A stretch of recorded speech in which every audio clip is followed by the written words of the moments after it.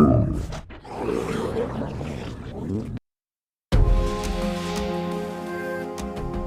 บายดีท่านผู้ฟังที่เคารพมื้อนี้ข้าพเจ้าจะนำนิทานเรื่องหัวเสือหัวเหมยมาเล่าสู่ท่านผู้ฟังได้ฟังเนาะซึ่งเรื่องราวจะเป็นจั่งใดนั้นมาฟังนำกันเลยดนนานมาแล้วมีผัวเมียคู่หนึ่งแต่งงานกันใหม่ยังอาศัยอยู่เรือนนำพ่อเฒ่าแม่เฒ่าแต่ย้อนครอบครัวของพ่อเฒ่าแม่เฒ่าเป็นครอบครัวใหญ่มีหลายคนพวกเขาจึงได้ปรึกษาหารือกับพ่อเฒ่าแม่เฒ่าว่าอยากออกเรือนปลูกเรือนใหม่อยู่หลังจากเก็บเกี่ยวข้าวให้ข้าวนาแล้วสองผัวเมียก็ได้พากันไปเกี่ยวหญ้าคา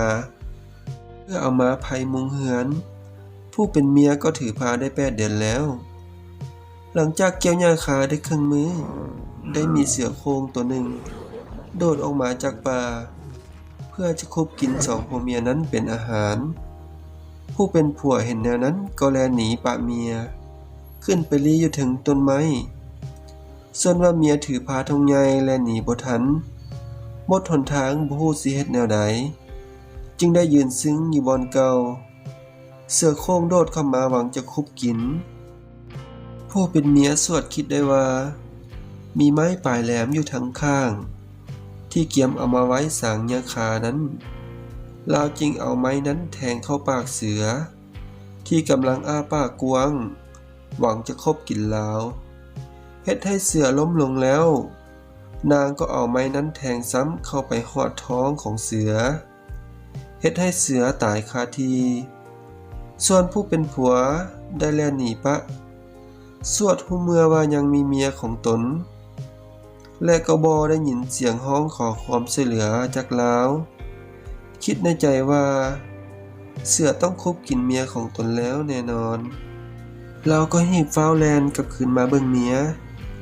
เมื่อมาฮอดก็เห็นเสือโคร่งตัวนั้นนอนตายจึงเข้าไปถามเมียว่าเจ้าเฮ็ดจังไดเสือโคร่งตัวนี้จึงตายค่อยเป็นผู้ชายดาราที่บ่สามารถปกป้องและช่วยเหลือเจ้าได้ซ้ำยังแล่นหนีป่าเจ้าอีกค่อยละอายใจแท้ๆค่อยสิบ่กลับมาเฮือนนำเจ้าอีกถ้าพ่อแม่กับชาวบ้านฮู้เขาสิกล่าวประณามค่อยแต่ผู้เป็นเมียได้ตอบว่า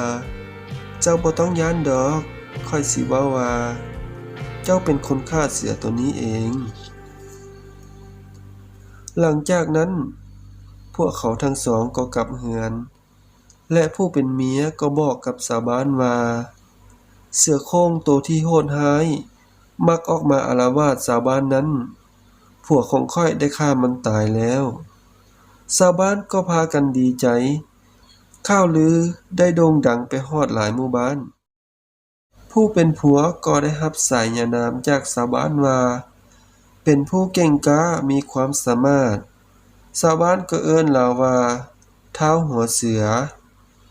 ต่อมามื้อหนึ่งได้มีเหมื่อยใหญ่ตัวหนึ่งออกมาอาละวาดชาวบ้านและสัตว์เลี้ยงของชาวบ้านหมดไปหลายโต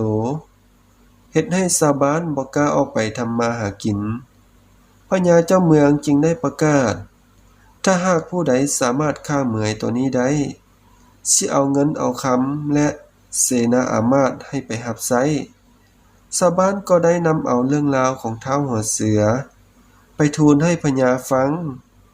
แล้วพญาคิดว่าเรามีความเก่งกล้าสามารถฆ่าเสือได้เหมื่อยตัวนี้คือสิบ่มีปัญหาพญาจึงออกคำสั่งให้เสนาอามาตย์ไปบอกท้าวหัวเสือให้ไปฆ่าเหมื่อยตัวนั้นให้ได้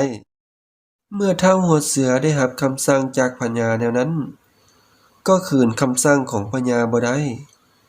จึงได้หาปากแล้วย่างกลับมาเฮือนด้วยความโศกเศร้าเมื่อเมียเห็นผัวอุกอั่งใจก็อีดูสงสารผัวผู้เป็นเมียก็คิดและซอกหาวิธีช่วยผัวแล้วเมียก็แนะนำให้ผัวว่าก่อนจะไปให้เจ้าเกี่ยมเอาผ้ากับขวญแล้วให้ชาวบ้านไปส่งบ่อนที่เหมื่อยมักออกอาละวาดหลังจากนั้นก็บอกให้ชาวบ้านกลับเมือก่อนแล้วเจ้าก็ซอกบอนสุมไม้ไผ่สุมใดใหญ่และแน่นหนาดี แล้วให้เจ้าเข้าไปลี้อยู่ในสุมไม้ไผ่นั้น เมื่อเหมื่อยมันออกมาเห็น มันก็จะเอามือแย่เข้าไป แล้วเจ้าก็เอาขวานซับหัวมัน เมื่อฮอดมือผู้เป็นผัวก็ได้ปฏิบัติตามคำแนะนำของเมีย หลังจากบอกให้สาบานไปส่งแล้ว ก็บอกให้สาบานกลับเมื่อบ้านก่อน แล้วท้าวหัวเสือได้เข้าไปอยู่ทางในของสุมไม้ไผ่เหมือยก็โผล่ออกมาทันที มันทั้งฮักทั้งแห้นก่อไม้ไผ่และแย่งมือเข้าไปหาท้าวหัวเสือ เมื่อเป็นเช่นนั้นท้าวหัวเสือก็เอาขวานซับหัวเหมือย เฮ็ดให้ตาเหมือยบอด หลายเทื่อหลายทีเหมื่อยทนบาดแผลบ่ไหวก็ขาดใจตายท้าวหัวเสือก็แบกเอาเหมยตัวนั้นกลับเมื่อบ้าน ความสะลือแห้งโด่งดังพญาก็ได้ปฏิบัติตามสัญญา มอบเงินและคำให้เสนาอามาตย์ให้มารับใช้จำนวนหนึ่ง อยู่มาระยะหนึ่ง ได้มีแค่ใหญ่ตัวหนึ่งออกมาอาละวาดอยู่ท่าน้ำ แค่ได้กินคนที่ลงไปอาบน้ำและซอกหากิน เฮ็ดให้ชาวบ้านย้านกลัว ชาวบ้านจึงได้นำเอาเรื่องนี้ไปทูลให้พญาฟัง พญาจึงได้ออกคำสั่งให้เฒ่าหัวเสือหัวเหมยไปจัดการอีกเราแห้งย้านกลัวเก่า เพราะแค่เป็นสัตว์น้ำที่อันตราย อีกอย่างหนึ่งตัวเองพัดลอยน้ำบ่เป็นเฒ่าหัวเสือหัวเหมยคิดอยู่ในใจว่าบาดนี้กูตายคักๆและได้ตัดสินใจไปขอคำแนะนำจากเมียอีก เมียเลยเว้าว่าเทื่อนี้เจ้าต้องเอาเสนาอามาตย์ของเจ้าทั้งหมด ไปส่งพร้อมทางตัดไม้ค้อนให้ผู้ละอัน โดยบอกเสนาอามาตย์ว่าเอาไม้ค้อนนี้ตีน้ำให้แก่มา และเจ้าต้องนั่งอยู่หัวเหือ พร้อมทั้งบอกเสนาอามาตย์ว่าพวกเจ้าบ่ต้องย้าน ค่อยมีวิชาอาคม จะคุ้มครองพวกเจ้าได้ทุกคน และจะบ่มีอันตรายใดๆทั้งนั้น แล้วก็ให้เสนาอามาตย์เอาไม้ค้อนที่เกี่ยมไว้ ตีหัวแค่ให้ตาย หลังจากนั้นก็เกี่ยมเหือพร้อมทั้งปฏิบัติตามคำเว้าของเมีย พอเมื่อเหือออกฮอดฟัง เบื้องกงกันข้าม แค่ก็โผล่ขึ้นมาถึงหน้าน้ำท้าวหัวเสือหัวเหมยตกใจย้านกลัวหมู่ ทั้งสั้นทั้งเซ็น พร้อมทั้งขี้แตกเหี่ยวเหี่ย เมื่อหัวเหือจุฟังเท่าหัวเสือหัวเหมยก็ฟ้าวกระโดดขึ้นฟัง ตีนยันเหือออกกลางวัง เฮ็ดให้เสนาอามาตย์ค้างอยู่ในเหือบ่ฮู้จักสิเฮ็ดแนวใด จึงพากันเอาไม้ค้อนตีหัวแค่จนตายเท่าหัวเสือหัวเหมยก็ฟ้าวย่างลงมาพร้อมทั้งดึงเอาเสือกมาพร้อมแล้วเว้าว่าปาจิโธ เป็นหยังพวกเจ้าจึงฆ่าแค่ตัวนี้ตายก่อนค่อยกำลังสิเอาเสือกมามัดแขน มัดขาแค่ตัวนี้เป็นๆเอาไปให้พญาเบิงเสียดายแท้ๆค่อยจะลงทุนขี้อ้อยให้แค่มา พวกเจ้าสัมผัสมาฆ่ามันตายก่อนค่อย ถ้าพญาฮู้ว่าพวกเจ้าฆ่าแค่ตัวนี้ก่อน พญาจะต้องโมโหใจร้าย และลงโทษพวกเจ้าแน่นอน ค่อยจะนำเอาเรื่องนี้ไปทูลให้พญาฟัง เสนาอามาตย์คิดว่าแม่นความจริง จึงพากันย้านและอ้อนวอนให้เฒ่าหัวเสือหัวเหมยรับเอาว่าแม่นลาวเป็นคนฆ่าแค่ผู้เดียว เพื่อหวังให้พ้นโทษ แต่นั้นมาเฒ่าหัวเสือยิ่งเป็นผู้ที่ฮู้จักของชาวบ้าน และมีความไว้เนื้อเชื่อใจจากพญาหลายขึ้นอีก ต่อมาบ่ดนได้มีศึกมาญาติสิงดินแดน เกียมบุกโจมตีเข้ามา พญาเลยออกคำสั่งศึกเทื่อนี้ถ้าผู้ใดปราบได้พญาจะให้ปกครองเมืองครึ่งหนึ่ง และก็บ่มีไผขานอาสาไปสู้รบกับศัตรูได้บุกเข้ามาฮอดหัวบ้านแล้วพญาก็เลยออกคำสั่งให้เฒ่าหัวเสือหัวเหมยไปปราบศัตรูอีกเฒ่าหัวเสือหัวเหมยบ่ฮู้สิเฮ็ดแนวใดฟ้าวแล่นไปขอคำช่วยเหลือจากเมีย แต่เทื่อนี้เมียได้ตอบว่าครั้งนี้แม้นต่อสู้กับคน มันแตกต่างกับครั้งที่ผ่านมาที่ต่อสู้กับสัตว์ข้อยบ่ฮู้สิช่วยเจ้าแนวใดสุดแล้วแต่เจ้าสิแก้ไขปัญหาเอาเองเท่าหัวเสือหัวเหมยเลยแล่นไปลี้อยู่ในเฮือนชาวบ้านได้พากันมาชุมนุมได้เว้าว่าเทื่อนี้ถ้าเจ้าบ่ไปกอบกู้เอาบ้านเมือง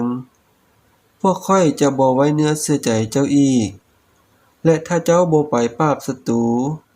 พวกข้อยก็จะฆ่าเจ้าคือกันเท่าหัวเสือหัวเหมยจำเป็นต้องขึ้นไปหัวบ้าน